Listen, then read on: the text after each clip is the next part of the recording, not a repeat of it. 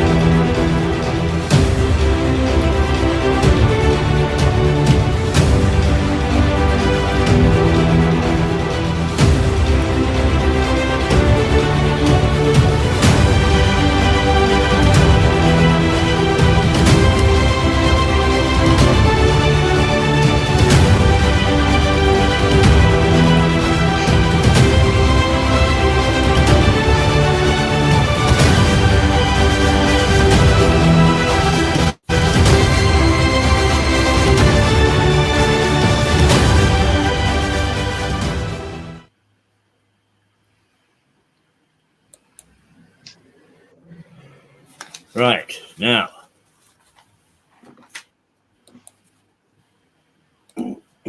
hopefully we've got sound, which we didn't have a moment ago, and what we need is Philip Meredith.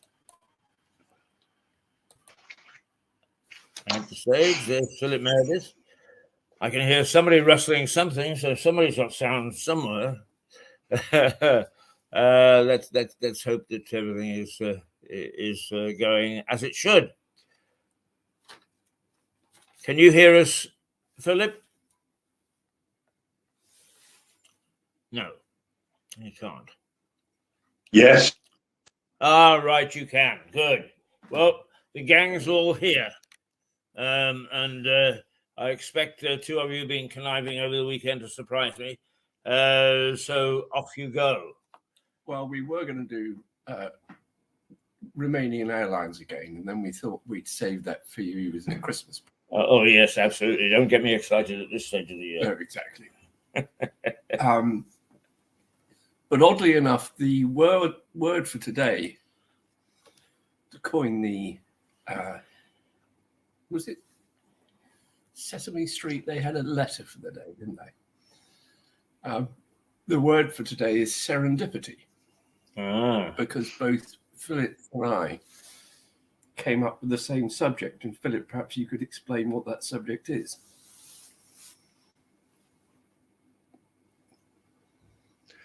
Well, if you have kept to the script, I believe is memorable.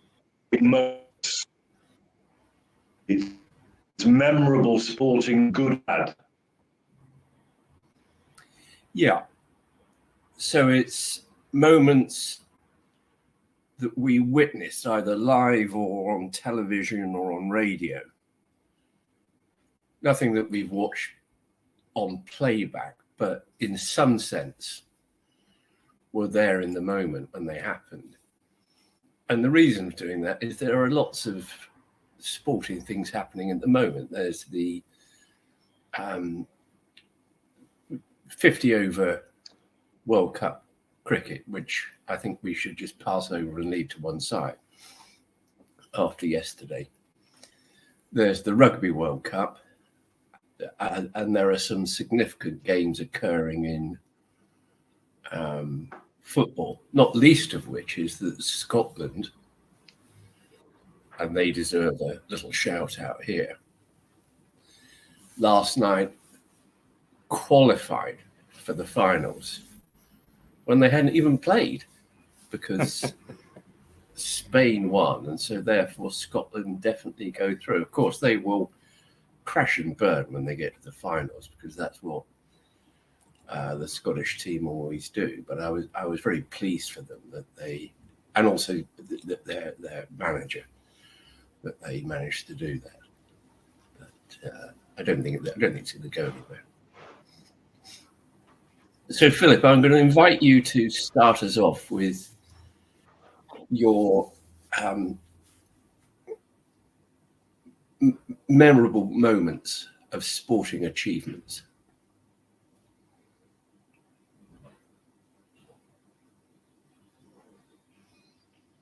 I'm going to begin, since it will be rather ironic, which is the one thing I can't claim to experience was alive when in 1966 I was 7 years of age, 9 years of age.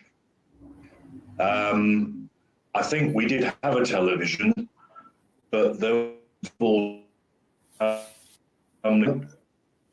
actually watched it. So that's a rather bad start. You say Philip, I have to say to you, Philip, that, tend to watch, not on the radio. So yes, Philip, if you listen to me for a second, could you invite Mrs. Meredith to buy you a new update for your internet link? Because you are very Norman Collier today. Again. And what you're saying is interesting. well, I have got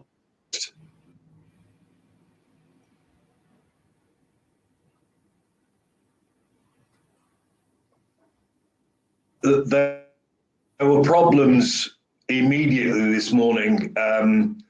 I told you the strongest signal available in this area. And I've got the, it was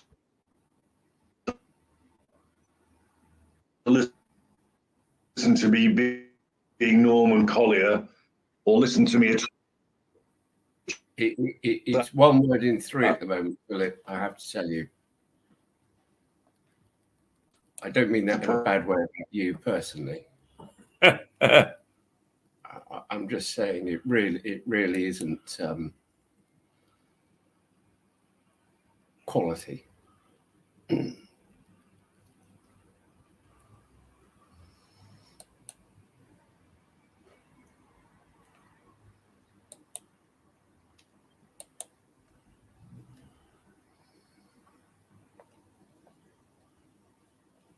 We've lost him. Right, he's probably gone off in a grump. Okay. Well, can I tell you my two while we're waiting for him to come back? I was going to say the first one I was going to tell you about is one that this little fellow who's sitting behind me here. And that's Jed. That's Jed. We can't see him, but Jed's there, yes. Yeah. And he responded to his name, yeah. God bless you. Yeah. There he is. A little kiss. I got a little kiss. Careful, that's careful. Lovely. That's lovely. Yes, His favourite sporting he's such event a beautiful, beautiful dog. Yeah. relates, of course, to your viewership, because he loves watching replays of One Man and His Dog on the television. Albeit, the only reason I have him, and I may have told you this already, Keith, is that he was born on a farm. You know, but he was the slight runt of the brood, and he's a bit wary of sheep. He doesn't, you know, he was never going to make a sheepdog. Anyway, tell us your two. I've got two joint ones. One is the Matthews final, which I'm old enough to have watched. That's quite something to watch. Yeah. And the other is the Johnny Wilkinson's drop goal in the World 2003. Cup. And can I just tell you where I was? Tell us where you were. I was in the Kukri Bar, which was the expats bar in Pristina, in Kosovo, surrounded by half the diplomatic community of the British Embassy, and a whole host of soldiers, and I've never been in such a frenetic that when he dropped that goal, and we realised we'd won. But the Kukri Bar is was named after the dagger. Oh, right. Yeah, the Kukuri, and run by two very, very affable Brits, and it was a wonderful place to be. I remember that. So this is the 2003 Rugby Union World Cup final, just for those who might not know, which is where England won. And as Keith says, it was a drop goal from the halfback that won it for us. Very, very late in the game. And I have to confess that I went to the Elephant and Castle, which, as those of you who live in Lewes will know, is a pub, and I think it still is quite a pub that showed a lot of sport. And they opened early in the morning, and they were doing breakfasts and also drink, of course. And I'd arranged, because of the time difference, it was all played in the morning. Over here, it was played very early in the morning. And I arranged to meet my young family down on Cliff High Street. And I was absolutely peed as in anything when I got down there, because I drank far too much Guinness. But they didn't seem to mind for once. Right, we have Phil back with us. Good. I'm actually using my mobile phone. Right. Okay. Yeah. Phil, Keith's just been talking about the 2003 Rugby Union World Cup final. And, Keith was in an interesting place. I was in Lewes, inevitably. Wondering, did you watch that? If you mean beating Australia, in Australia by Rob Andrews, was it Rob Andrew or Johnny Wilkinson's drop goal? Johnny Wilkinson. It was a magnificent experience.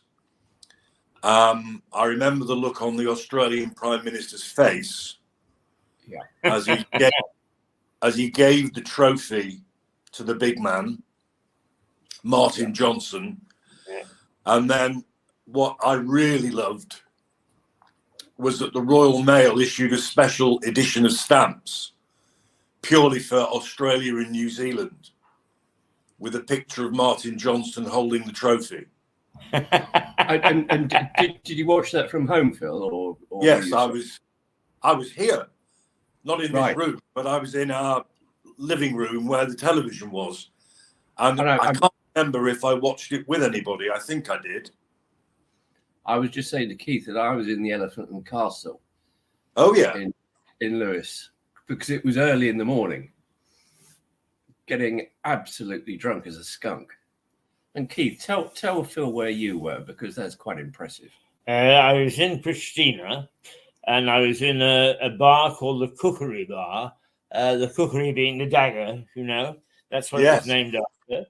And I was with half the diplomatic community of several countries actually, plus a whole host of soldiers.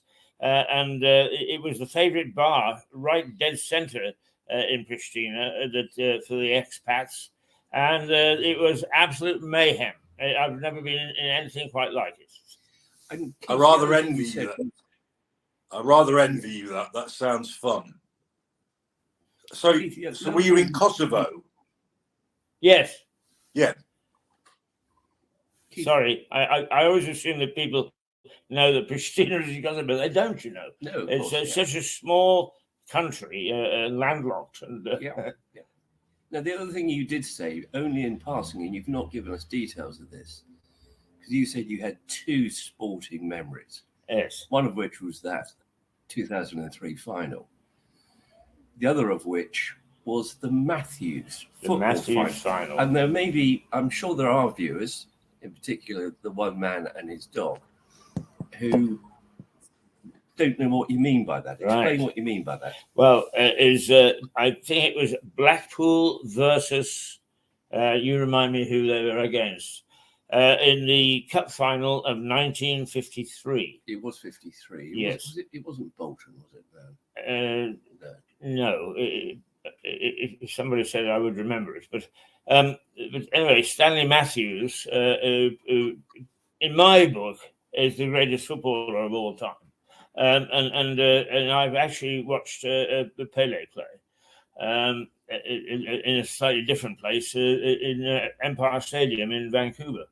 He's on a touring side, and that must have been towards the end of his career. yes, Yeah. It would have been 1960, 59 or 60. Yeah. But the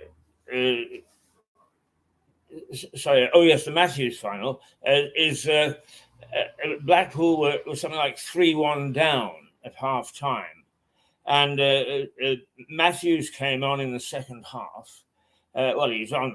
They didn't have substitutes in those days. I mean, he'd been playing all the time, but they got him on the wing, and he went down the wing and popped the ball over, and in it went. He went down the wing, popped the ball over, in it went. He went down the wing, popped it over, and it went. And Blackpool won 3-1, 3-2, I think it was, or 4-3 possibly. But and it was the most remarkable display of football that I think I ever will see. And I never met Stanley Matthews as such, but I did actually interview him on the phone on one occasion. He's one of my all-time great footballers. Keith is great for name dropping. Yeah, There we go. Yes, he's very much like that, isn't he? I'm sorry, chaps. I'll Yeah, try to I keep think- quiet. I think If only I their think you'll names find dropped. that Blackpool won 3-2. 3-2, was it? Yes. Yeah. Yeah. Phil, you were about to tell us about one of yours, and when you were breaking up a little bit. Tell us about it. Was I? No, I think I was bemoaning the fact that I missed the 1966 final World Cup. I was going to move on to the very thing you mentioned, the Australia, the win against Australia. Other things in rugby, Llanelli beating the All Blacks. Yes. That amazing Barbarian win against the All Blacks with at least one amazing try from the Welsh centres. Which included a forward pass, of course. Yes, indeed it did. It wouldn't have counted today, would it? No.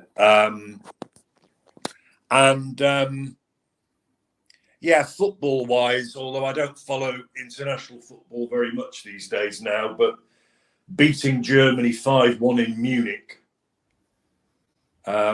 which I watched live, those were the days. And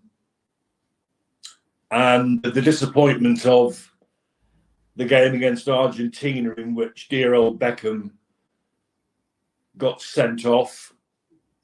But prior to that wonderful Michael Owen goal.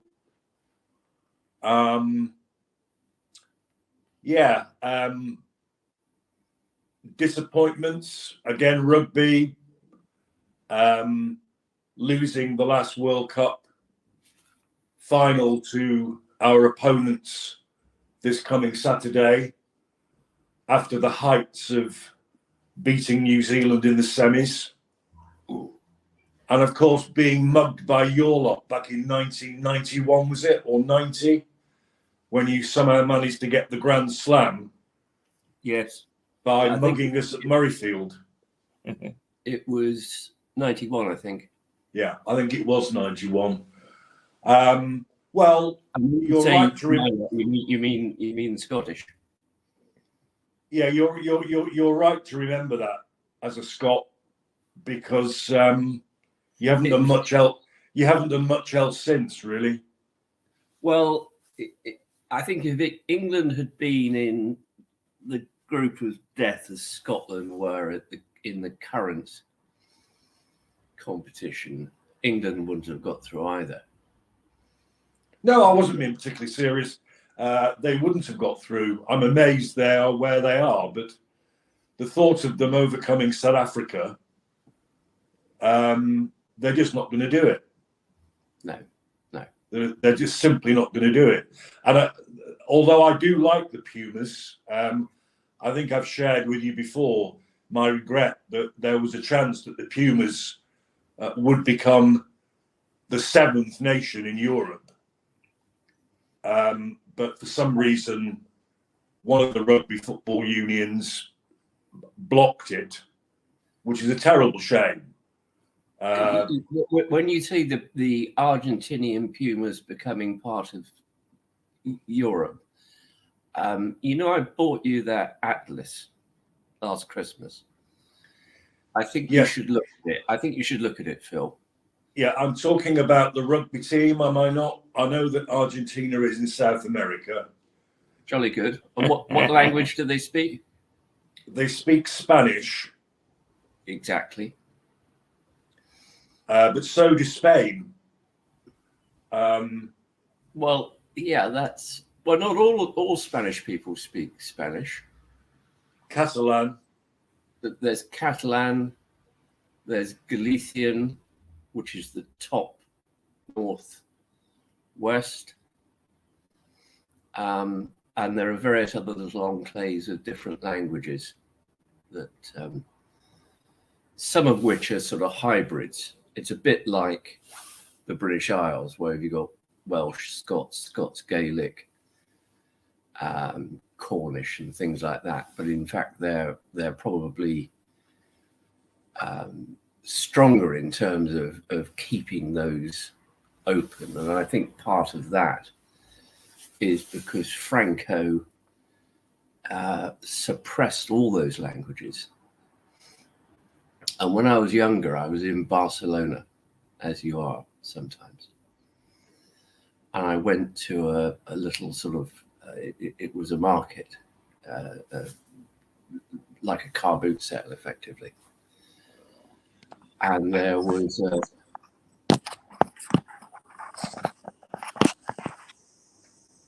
I bought very cheaply a Castilian Spanish Catalan dictionary from the 19th century. And had that been found, whoever had it during Franco's lengthy era, it would have been destroyed. So I bought it because I quite like it. But I suspect that anybody in Spain, whatever dialect they speak, and anybody in Argentina, they would understand somebody saying "mi gusto cojones," wouldn't they? They would understand that, but Catalan is a very different language. I'm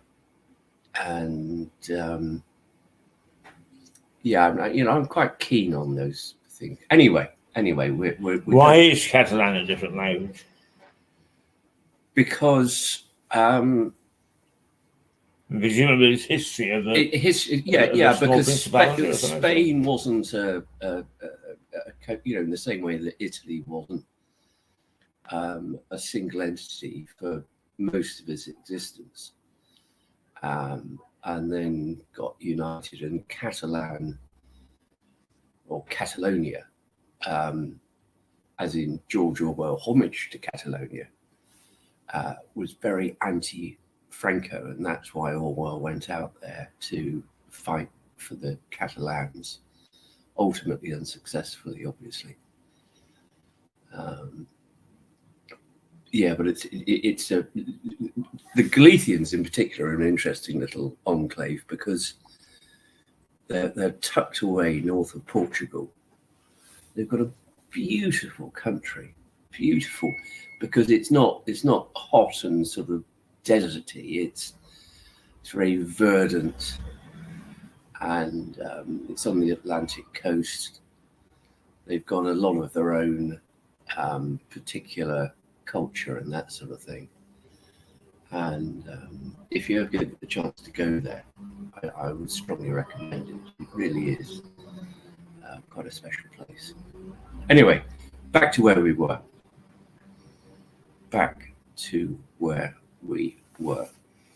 Which is great sporting memories. Now, obviously, I've got things like 1980, West Ham beating Arsenal in the FA Cup final, but I'm not going to dwell on that because you don't need to hear that. But one that I'd like to hear both of your accounts on is Headingley, 1981, the Ashes, England chances of winning deemed by the bookmakers who don't give money away at 500 to 1. And then both of them knocked the Aussies all around. And dear old Bob Willis produced the bowling performance of his life. I wonder where you were when that happened. Me? Yeah. In front of a television screen watching it. Again, the good old days. Richie Benaud commentator. Of course, Botham's magnificent innings was not the only one that series. No. But he was helped hugely by Graham Dilley, who sadly has also gone at too young age. Yes. And then, as you say, I mean, the backstory appears to be, and this is from Brearley himself, he knew because he was such a psychologist. I think that was his qualification out of Psychotherapist. Yeah. And he said in hindsight that, ex post facto, he said that I knew that if I kept Bob not bowling, he would be so angry that something would happen. And boy, did it happen. And then the sight of, I think it was Yallop's middle stump cartwheeling out of the ground on the last ball. And Willis, whose nickname was Goose because of his run-up, legging it to the old Headingley Pavilion and never came out again. Everybody was chanting his name. And of course, the 500 to 1, and of course, this wouldn't be allowed these days. Typically, Marsh and Lilly, they put £10 on each. So that's Marsh, the Australian wicketkeeper, Rodney Marsh, keeper, and Dennis Lilly, their premier fast bowler.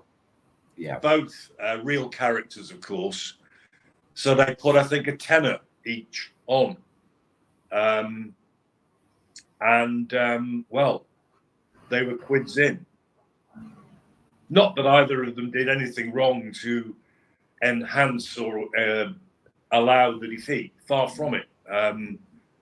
But of course, another thing I remember about Brearley and Lilly.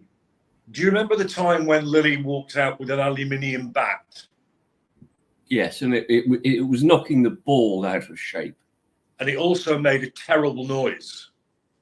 Yes. And he'd done it to wind Brearley up. Well, I think he also had some sort of marketing deal, didn't he, with the people who were producing it? Well, he may have done, but because I remember the heated debate, should we call it, that he and Brearley were having out in the middle about this bat. And the umpires hadn't a clue what to do because they didn't know whether it was actually illegal or not. Yeah. because its measurements were identical to a standard bat. And I don't think the regulations then, if now, say it has to be made out of wood. No, but I don't think it could be a bat that manifestly damages the ball in the way that it was doing. No. So that was 1981.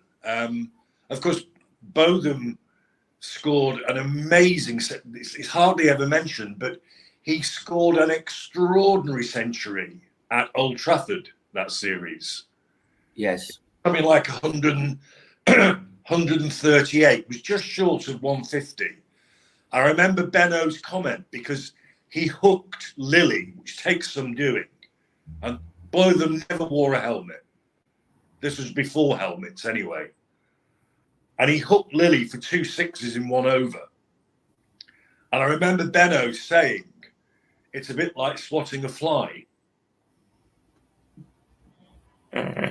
Keith, where were you? Do you remember that? Yes, I was in Northern Ireland, and I didn't actually watch the match, but I hate to be a name dropper again. But that team came over to Northern Ireland to play a match against an Ulster team, not an Irish team, an Ulster team. And because I was doing a little bit of work on the side for British Airways, I was invited along to the match and the shindig. So I'm terribly sorry, but I met the team. There we go. Well, I on that day, I was. You just talk about the right things. That's all. I was at school, and we were having our swimming gala. Would you believe? I would believe it. And about halfway through, the 2 games teachers who were running it said, right, we're going to postpone this now. We're all going to go and watch the telly. Brilliant. Now that's the sort of school mastering I like. Yes. Yeah. They were very kind about that. Well, I think mainly because they wanted to watch it. Of course. That's the genesis of all of that. They wanted to watch it. Yeah. And just dealing with the Bob Willis point, my recollection may be wrong,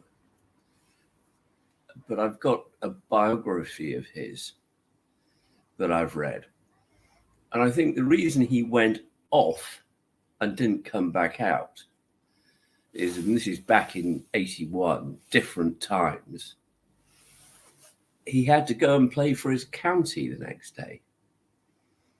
So he had to get back home. Which is Warwickshire, was it not? Yeah. And sort everything out and then head off to play for his county.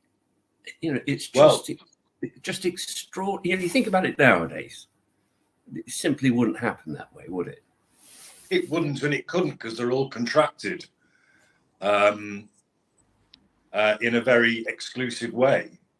Yeah. So, yeah, he had to go back for Warwickshire. Warwickshire play where? Edgbaston. 2005. What happened at Edgbaston?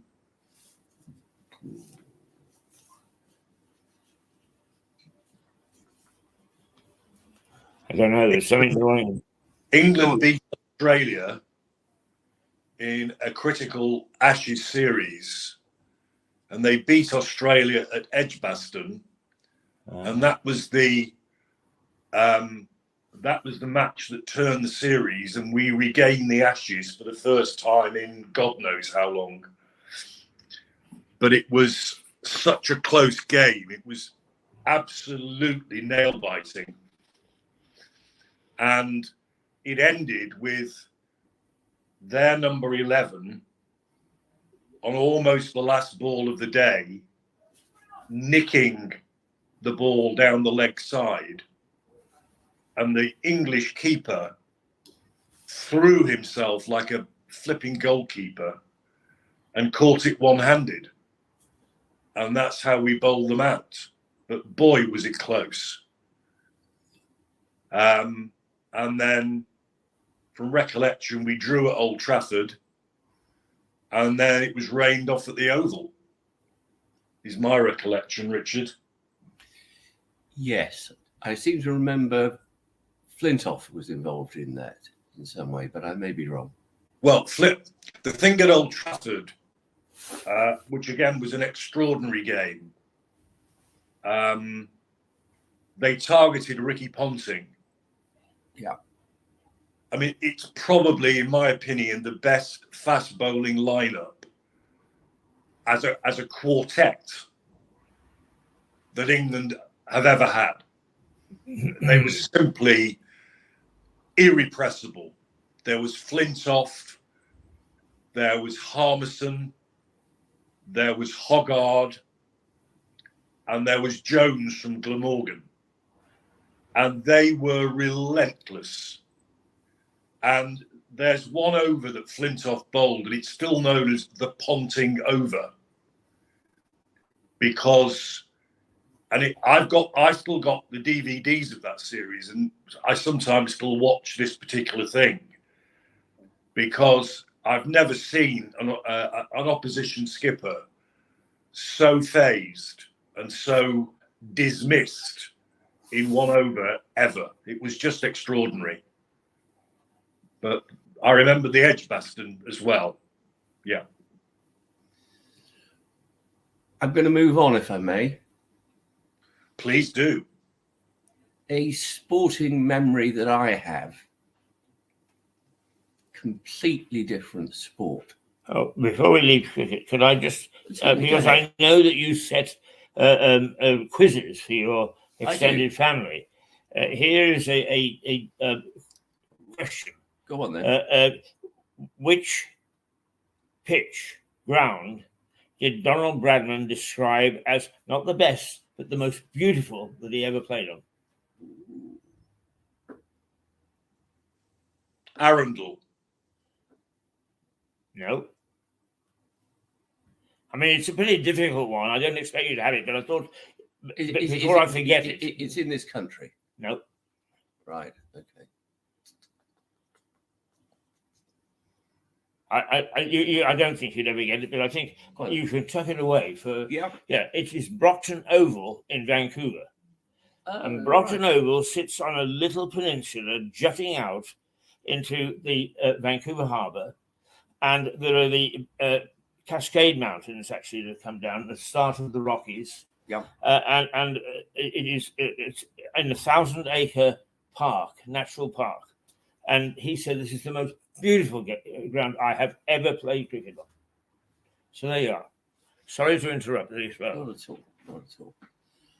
I was going to move on and just say one of my memorable sporting moments is in a completely different sport, which is darts. And it goes back to the time when darts was on the telly and Sid Waddell. The hockey? Well, he did the commentary. Yeah, I know, yeah. And Eric Bristow had just won the World Championship yet again. And Waddell, who was just a beautiful wordsmith, said,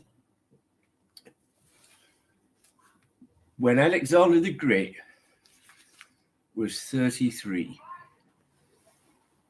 he wept salt tears because he'd conquered all the world and there was nothing else to conquer. Eric Bristow is 28. It's just brilliant. you know how many ordinary darts fans would know what the hell he was talking about? I don't know, but it was a beautiful way of summing up what Bristow by then had done.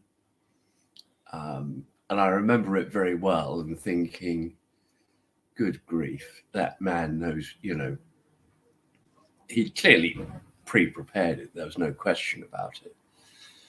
But it was a very memorable. You can get it on YouTube, and it's worth a rewatch, that one, I have to say. Right, what's your next one then, Phil? Well, you having, as it were, gone off piste. Yeah, completely. You and I were together in the Brewers Arms when Liam, now the boss there with his sister Kathy, described to us the mayhem that modern darts creates up at Alexandra Palace. Oh, yes. And the dart seems almost a sideshow, because it's just a load of absolute drunks. and they have fights. Sounds dreadful. But there we are. I mean, again, going off piste, I think I used to watch Pot Black. Yes. I rather liked it. But I remember when an Irishman, whose name I've now forgotten, but you'll remind me, with Dennis Taylor. Dennis Taylor beat against all the odds Steve Davis. On the black, on the last frame. Correct. And he'd been written off completely. And Steve Davis, who was a bit of an Eric Bristow, but in a very dull way, he had a face like a slapped buttock. He couldn't believe it himself. He couldn't even bring himself to really congratulate Taylor. I remember that. Not a great moment, but a memorable moment. No, a very memorable moment, because I was allowed to stay up and watch that, even though I was quite young. And Steve Davis failed to cut the black. He had it was a slightly tight cut, but it just didn't, nobody expected him to miss it. And he left it for Taylor with a very easy pot. And you may remember that Taylor then went up and kissed the cup before he took the shot, because he just knew that he'd won it. I didn't remember. I didn't recall that bit. I remember him pointing his finger at the press people. Oh yeah, he did that. Yeah, and he had upside down glasses. Yeah. And the odd thing about it is that they, in a way, they clearly become friends, because they both do commentary on snooker now. But Steve Davis, who on Spitting Image used to be called Steve Interesting Davis, correct, has in fact found a hinterland. He does DJing and things like that, and he's very informative when he does his commentary on the snooker. So he has found somewhere a personality which, when he was playing, and it maybe he just closed it all in, I don't know, he just didn't seem to have at all. He didn't have one, no.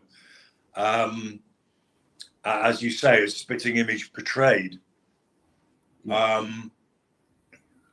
Now, there's a chap called Ben Stokes. Now, ginger people who are dull. I'm just thinking about this, Phil. Yeah, I've got some. Yeah, go ahead. Ben Stokes. Tell us about Ben Stokes. He won a match for England against Australia. I was going to say single-handedly. He scored the most amazing century plus with all sorts of ramp shots, reverse sweeps, you name it. But who was the real hero that day?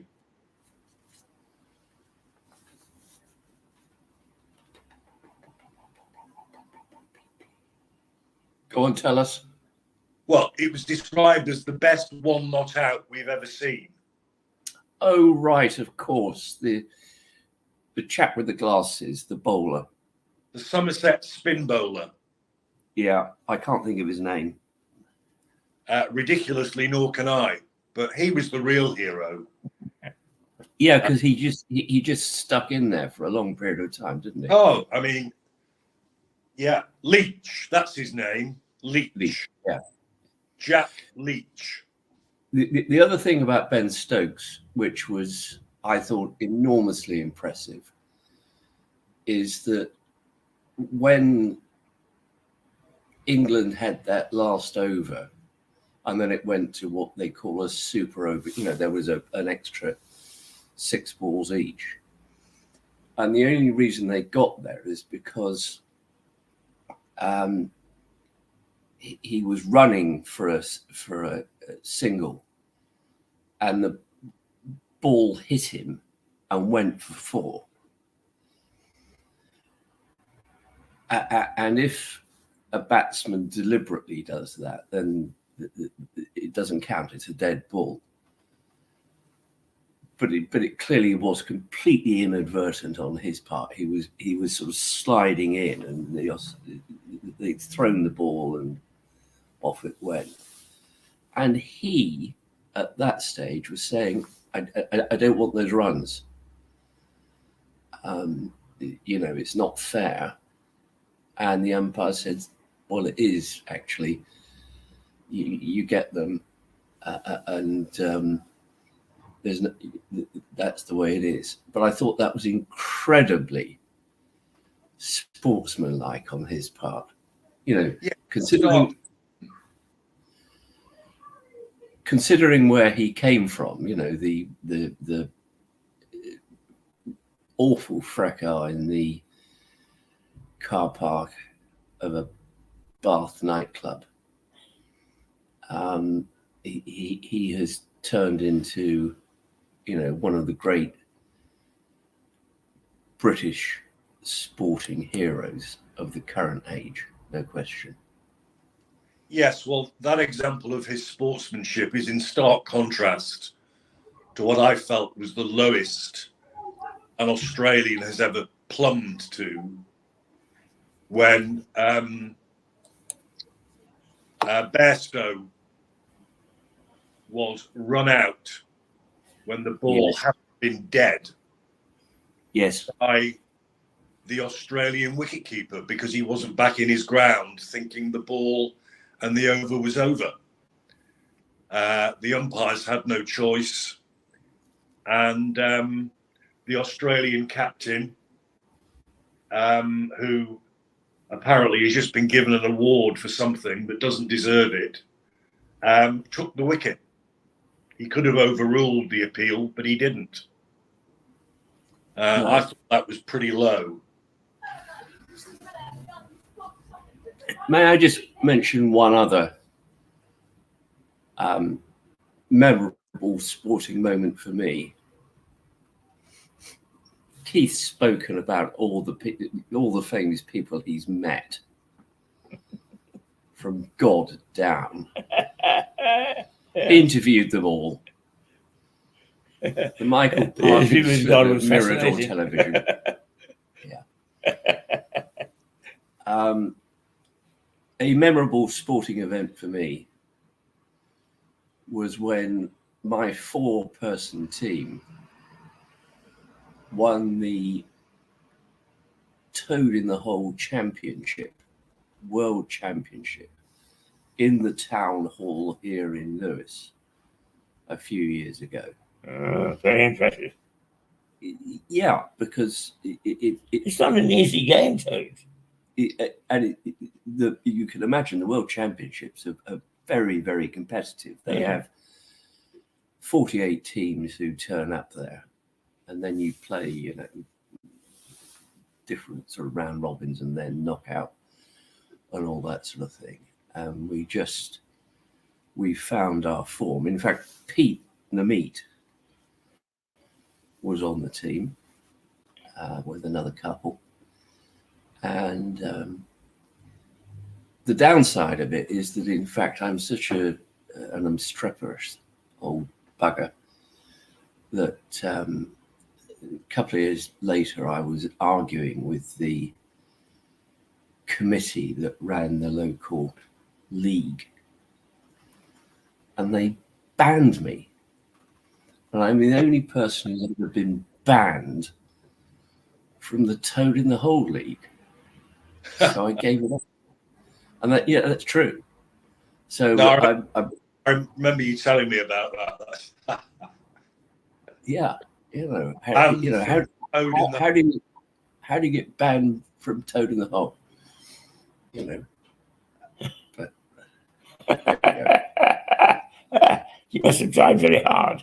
I was expressing strong views, I think it's fair to say. I wasn't using bad language. Yeah.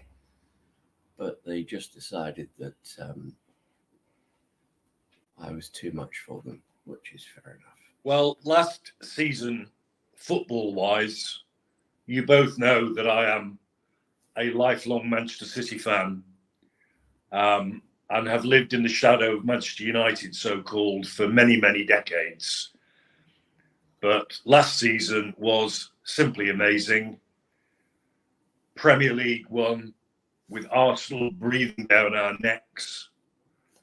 The joy of beating United in the first ever All-Manchester Cup final. Watching our captain shake hands with Alex Ferguson up in the balcony, who again had a face like a slapped buttock. And then winning the Champions League. In other words, a treble. You can't get much better than that. No, I know, Phil, that you were always in despair that City would never get the European Cup. I never thought it would happen. We just never seemed to just do it. But we did. For the first time ever this season, I'm really rather relaxed about the whole thing. As long as United continue to fail, and now the Glazers look to be there for another 10 years at least, they will continue to fail. Life is good. I just wanted to open this up a little bit, Phil, because I'm aware that there's part of you that considers Manchester United's failures more important than Manchester City's successes. Oh, wholly, yes. It's not just part of me. It's probably 50-50 minimum. I just wanted to ask you why you think that sport brings out such passions in people. We've been talking about things that we feel passionate about. Why do you think sport does that? Yeah, I mean, it's a tribal thing. Football, without doubt, is a tribal game. And if, like I used to, I'm just a fat armchair fan these days, but if, like I used to, for a long, long time, actually go and watch, in my case, Manchester City, and also see them suffer as they did, dropping down to the third tier in the shadow of Stretford, as I call them, you feel it. And if you've, again, in my example, as you've asked me, if you've suffered the slings and arrows of arrogant Manchester United fans for as long as I have,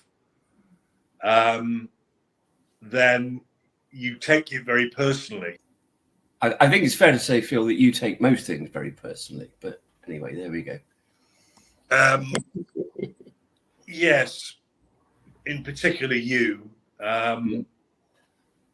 But there is a sort of interesting feature of it that you're there and you're talking about two teams from Manchester, and so even down here, for example, Brighton, who play out of Falmer, their big rivals are Crystal Palace, who are effectively the local team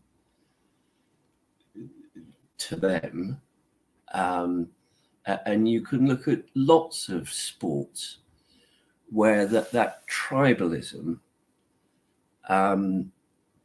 it entails people who are in some way close, either geographically or historically. That's where the real animosity is. Do you have any sports that you follow, Keith, nowadays? Yes, I mean, apart from rugby, I follow Aston Villa.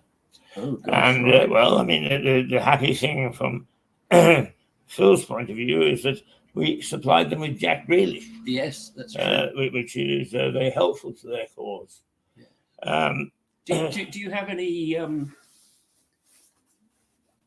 particular geographical reason for that? Or yes, in fact, I have a very good reason. I'm awfully sorry. It just sounds that I was rich and famous, and I wasn't at all. I just had a long, big family. But the Moore family, who founded HP Source, yeah, ancestors of mine, and right. They, not the HP Source people, but a printer who was related to them.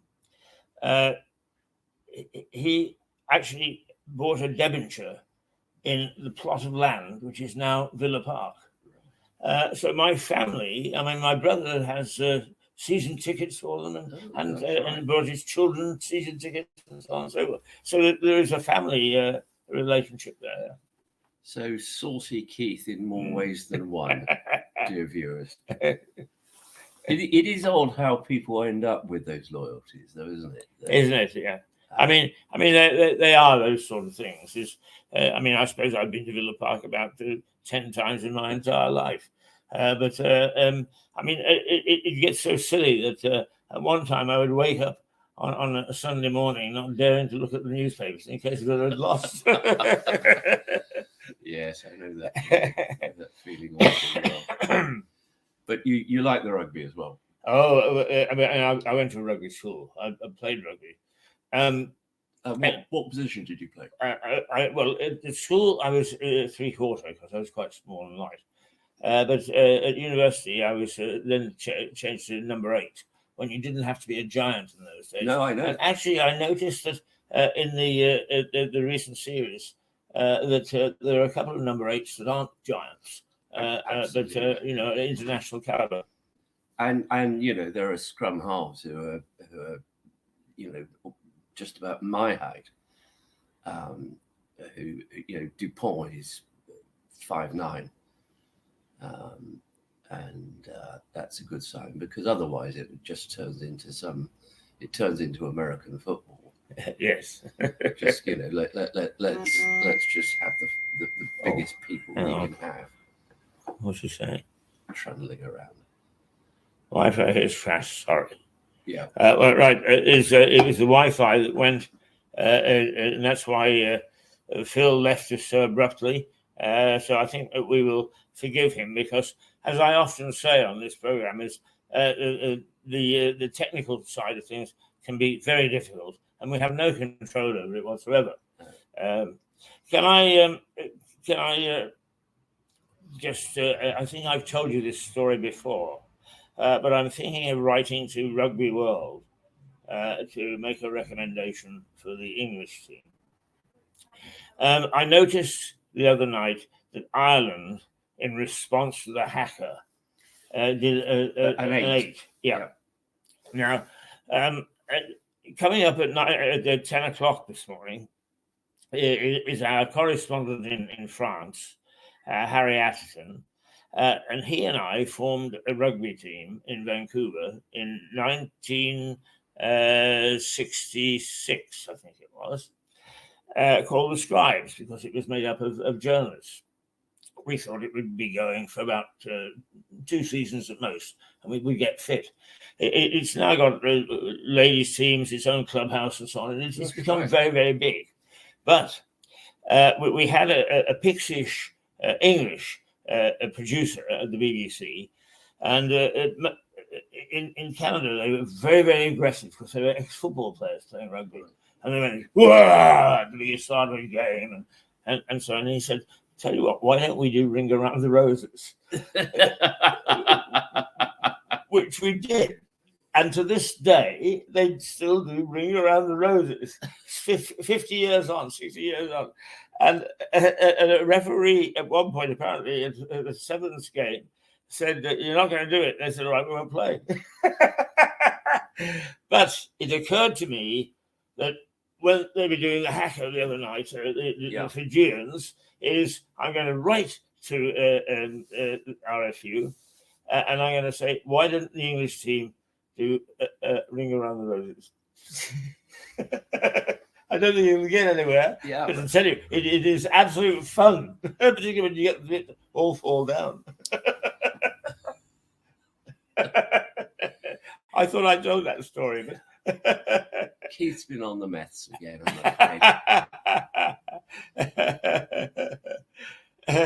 But I see that some people are beginning to object to the haka. Yes. Sort of saying it's stale, and I like these traditions, frankly. Yes, there's no harm in them. No, and actually rugby is full of tradition. Yeah. I mean, one of the interesting things about American football is that in the 1800s, when the rugby was just getting going, is the Montreal University. It isn't called Montreal; it's called something else. I forget what it is now. But they went down to Harvard, and they played half a match, the Harvard rules, and half a match, rugby union rules. And the Harvard people got together and said they didn't particularly care for the rugby union rules. So they went with the Harvard rules, which has now become American football. And Montreal said they didn't care for the Harvard game, so they played rugby union rules. And now rugby union is fairly established in Canada. Yeah. Yes. Yeah. Well, also, Canadians have a default position of wanting to distance themselves from anything American, don't they? Oh, yes, that's right. Worst insult you could give to a Canadian is to say, which part of America do you come from? Yeah. Yes, they're big neighbour, big neighbour to the south. But rugby is catching on. And we were talking the other day about substitutes. Yes. And there is a match played between the top rugby university on the West Coast and in Canada and the top rugby team in California. And they play for the World Cup, believe it or not. Now, everybody thinks, how pretentious. But it wasn't. It was a cup that was offered way back in 1900 or something of the sort. By a newspaper called the Vancouver World, and that's why it's called the World Cup. But the big laugh was, I mean, we had several international who ended up in Vancouver who would get involved in not least of which is Graham Budge, the Scottish player. All right, yes, but they would secretly laugh because. The proponent of rugby in California was a guy called Doc Hudson. And Doc Hudson sort of, before we were allowed substitutes, tweaked the rules. So they said whenever they came up, the team that they played in the first half was not at all the same team they played in the second half. He just substituted everybody. It's lots of fun. You've got to get over there. Oh, indeed you have. Might I leave my little dog? I'm delighted and everybody. Jed is going to stay here with me and help me through the morning, which is not going to be easy. We've got a lot going on. Thank you, Richard, for your program. Thank you. It's interesting stuff as usual. Yeah, it's all right. I'll be back. Jed, yeah, you stay with me, all right? Yes, he'll be back. Don't worry. Okay, there we have Jed back with us, and so I'm not alone.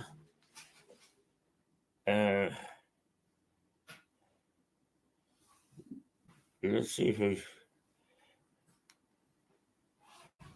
got any messages. We haven't. So what we will do is we will take a little break, and then we will come back. And we'll on a Monday and a Friday, we're swapping the times so that the boys can go and prosecute or defend as their want may be. And we're going to have our news at 9 o'clock or thereabouts prior to going to France and Harry Atherton. But I'll take a brief break before I come back, and perhaps I can mention another change that we're going to make for a variety of reasons. We are going to have a pretty full day on Monday. We're going to have a pretty full day on Wednesday, a pretty full day on Friday, and then we're going to replay today on Tuesday, replay Wednesday on Thursday, and replay Friday on Saturday. So although you'll get the same fare, you'll have an opportunity to not necessarily have to force to watch it. When we say you should watch it, there will be an opportunity for you to follow it. But this is a natural evolution of what's happening at Mirador. We're getting bigger. We're getting more serious. We're getting better. I think, but it does require forced changes. So we'll just say toodle-pip for a little while, and we'll be back shortly. So where are we? There we go.